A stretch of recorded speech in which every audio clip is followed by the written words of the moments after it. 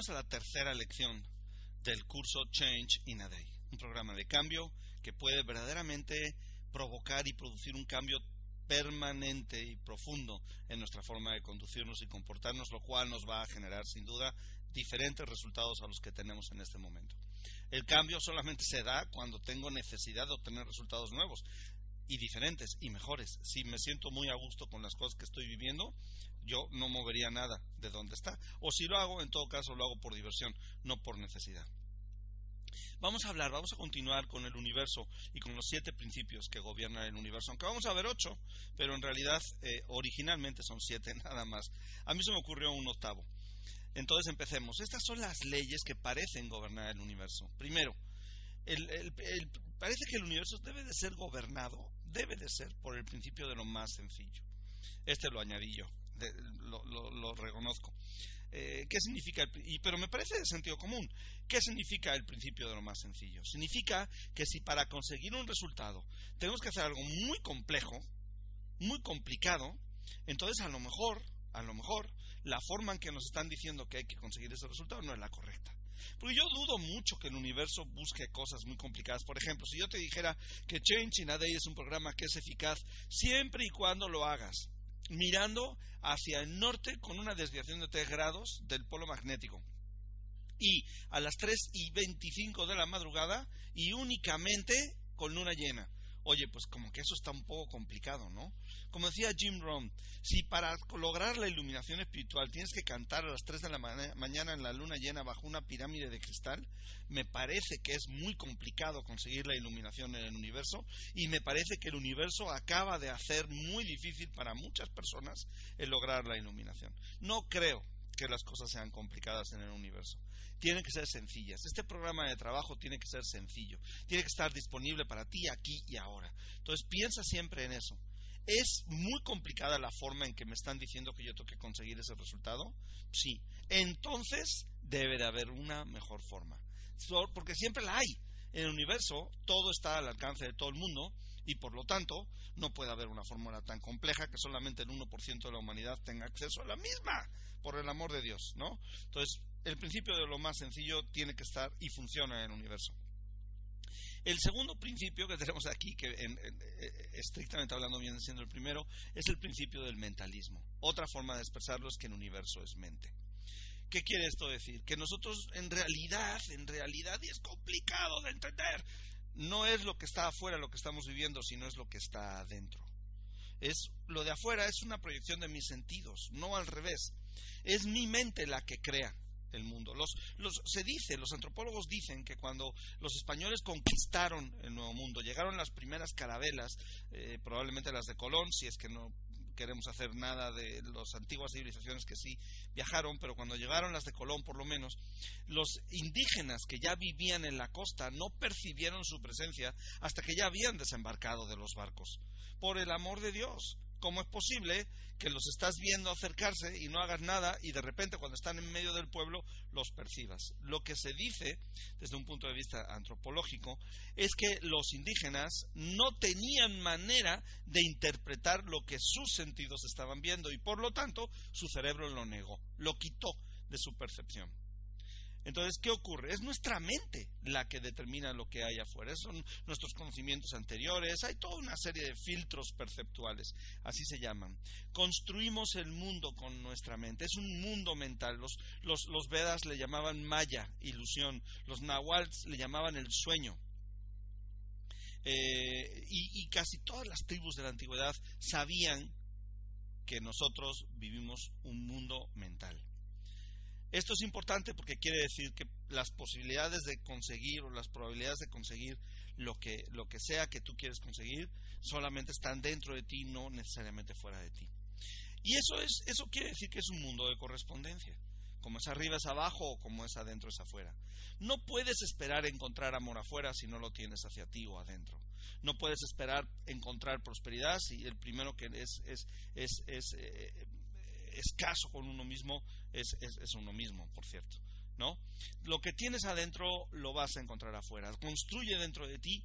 Como decía Jim Rohn, dice, las personas que trabajan mucho en un trabajo van a conseguir vivir bien normalmente, pero las personas que trabajan en sí mismos van a conseguir una fortuna. Y esto es trabajo en uno mismo, porque lo que hay adentro es lo que encontramos afuera, ¿no? Y luego, otra cosa que tenemos que entender es que el universo también funciona con un ritmo. Es verdad que todo es mental, y es verdad que lo que hay adentro es afuera, y es verdad que hay momentos en que las cosas se dan y momentos en que no se dan. Warren Buffett, el gran multimillonario, o el multimillonario, quitándole lo de gran si no te gusta, norteamericano, que se hizo rico con una compañía que invertía en valores de bolsa, valores bursátiles, en empresas. Este hombre decía que él se hizo rico gracias a dos cosas: a la avaricia y al miedo de los seres humanos. ¿Y por qué a la avaricia y al miedo? Muy fácil. Cuando la gente cree que se va a hacer rica, compra desquiciadamente, porque se quiere hacer rica de la noche a la mañana, se quiere evitar el trabajo que se supone que requiere hacerse rico. Entonces creen que es la oportunidad de su vida, entonces compran, y al comprar las acciones suben de valor, y entonces es cuando él vende. Es decir, él vende cuando todo el mundo compra. ¿Y qué ocurre? ¿Por qué el miedo? Muy fácil, porque cuando ven que su acción está bajando, les da miedo de perder todo lo que tienen, y entonces venden. Al vender, producen que baje más, y al bajar, él compra. Es decir, cuando los demás venden, el péndulo. Así está, mira. Aquí la gente vende, entonces ¿qué hace él? Compra. Y aquí la gente compra, entonces ¿qué hace él? Vende. Ese es el principio del ritmo, saber que las cosas tienen su momento. Hubo un hombre que se llamó... se llama Martin Armstrong, ya salió de la cárcel, estuvo en la cárcel por una situación un poco compleja de entender, pero él desarrolló un programa de inversión en bolsa, que era un matemático. Martin es un matemático estadístico, que decía que cada 8,6 años la bolsa vivía ciclos. Esto está basado en el número pi. Esto lo llamó él el ciclo de inversión. Y se hizo muy rico, pero mucho dinero utilizando este ciclo. Él decía, ya pasaron 8,6 años, vende. Ya pasaron 8,6 años, compra. Y así, y hubo mucha gente que se hizo rica. Hubo gente que malinterpretó, unos japoneses, y hicieron las cosas de otra forma. No sé qué, realmente no sé qué ocurrió, no tengo el detalle de la historia. Lo que sí sé es que estuvo unos cuantos años en la cárcel por manejo de información privilegiada y cosas por el estilo. Finalmente salió, y él sigue manejando, o sigue siendo un experto en inversiones de bolsa. Pero es importantísimo que haya descubierto este ciclo. Por cierto, entre los inversores del mundo de bolsa, hay toda una corriente que vive el ciclo de Martin Armstrong, y lo vive hasta la actualidad. El péndulo, recuerda el péndulo. Hoy está aquí arriba, pero luego va a estar, y todo lo que sube eventualmente baja. Después de la noche continúa el día. Es de manera inevitable, es el ritmo. Así que no te preocupes, porque la noche no se va a prolongar a 2 noches. A lo mejor estás en un momento de tu vida en este momento que llamarías una noche, pero ten por seguro que después de la noche viene el día. De la misma forma que tengas por seguro que después del día viene la noche. Las 4 estaciones, vivimos en un planeta de 4 estaciones. ¿Qué te puedo decir? Hay un momento para cosechar, hay un momento para... Todo eso es la ley del ritmo, y así funciona. Digo, a mí me queda muy claro y evidente que así funciona el ritmo, ¿no? En el mundo. ¿Qué otro principio hay? El principio de vibración, también conocido como la ley de la atracción. ¿Qué quiere decir? Que aquellas cosas, no en las que pensamos, sino aquellas experiencias que sentimos, aquellas emociones que son más frecuentes en nosotros, van a atraer por vibración a experiencias que nos producen esas emociones. Si yo soy agradecido, voy a traer experiencias que me van a seguir permitiendo ser agradecido. Si yo estoy alegre por la recepción del dinero, entonces voy a seguir atrayendo experiencias que me van a dar dinero para que yo siga sintiendo alegría. Y de la misma manera ocurre con los sentimientos y emociones negativas. La vida me va a proporcionar experiencias que coincidan con esos sentimientos que yo albergo dentro, y a los que, por cierto, termino haciéndome adicto. Hay que leer el trabajo de Candice Pert, que es una doctora en biología que desarrolló todo un proceso de interpretación de lo que es la adicción de los seres humanos a través de neurotransmisores a las experiencias, a las emociones, ya sean estas positivas o ya sean estas negativas, y cómo esta adicción transforma nuestras experiencias de vida. Muy interesante. Luego está el principio de causa-efecto. El principio de causa-efecto quiere decir que para obtener un efecto determinado yo tengo que hacer la causa que produce ese efecto, no otra causa. Nosotros vamos aprendiendo en la vida, y vamos aprendiendo muchas veces mal. ¿A qué me refiero con aprender mal? Cuando yo relacioné una causa con un efecto, como si fueran verdad, pero no lo son. Ejemplo, trabajar duro produce resultados. Causa, trabajar duro, efecto, produce resultados. Está muy relacionado en la gente de las personas. Y la realidad es que no, pues no necesariamente es así. Otra causa-efecto que está muy metida en la mente de la gente. Ten un título universitario y tendrás éxito. Causa, efecto, ¿no? La realidad es que es más una estadística que otra cosa. No es una realidad, no es una regla. El título universitario de la gente de Harvard es sabido y conocido que solo le da éxito al 3% de las personas.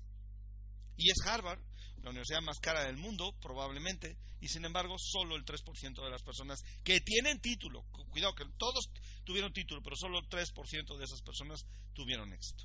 Entonces, las causas de efectos hay que ponerlas en duda algunas y otras hay que encontrarlas. De eso se trata, encontrar la verdadera causa del efecto que yo persigo. Luego está el principio de polaridad. Entender que hay que aceptar la vida como es, porque para yo experimentar la alegría tengo que conocer plenamente lo que es la tristeza. No es posible la interpretación de la alegría sin la existencia de la tristeza. No es posible la interpretación de la prosperidad sin la existencia de la miseria. Y no es posible el dolor sin la experiencia del placer, ni el placer sin la experiencia de dolor. La experiencia de los opuestos y de la polaridad es necesaria para la experiencia del mundo. Entonces es una ley del universo. Parece que las cosas van a tener su opuesto. Y cuando las estés viviendo, recuerda que simplemente es una experiencia de vida. Y por último, el principio de generación. El principio de generación es que se tienen que unir los dos polos para generar. Esto lo vemos reflejado simple y sencillamente en la reproducción tanto de animales como de humanos. Tiene que haber la unión de del polo positivo y del polo negativo, o del cable macho y del cable hembra, etcétera, etcétera, para que se dé la generación. En términos más, si tú quieres, más concretos, no estamos únicamente, o la ley no se refiere únicamente al polo positivo o negativo refiriéndose a mujer y hombre. Se refiere a que la creación entre dos o más personas va a ser siempre superior a la creación de una sola persona. La unión con las experiencias y con los aportes de otras personas es lo que da lugar al principio de generación. Entonces no podemos lograr las cosas solos, tenemos que lograrlo en compañía de los demás.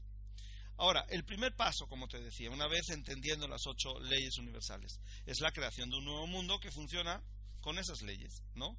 Yo no voy a crear un nuevo mundo en el que no hay dolor. Claro que hay dolor. Lo que voy a crear un nuevo mundo es donde también hay placer.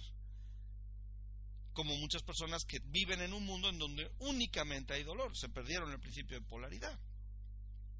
No voy a crear un mundo en donde todo rodea al yo, sino voy a crear un mundo en donde la generación me permite crear las cosas con los demás. Voy a crear un mundo en donde mis vibraciones van a atraer las experiencias que yo quiero vivir, etcétera, etcétera, ¿no?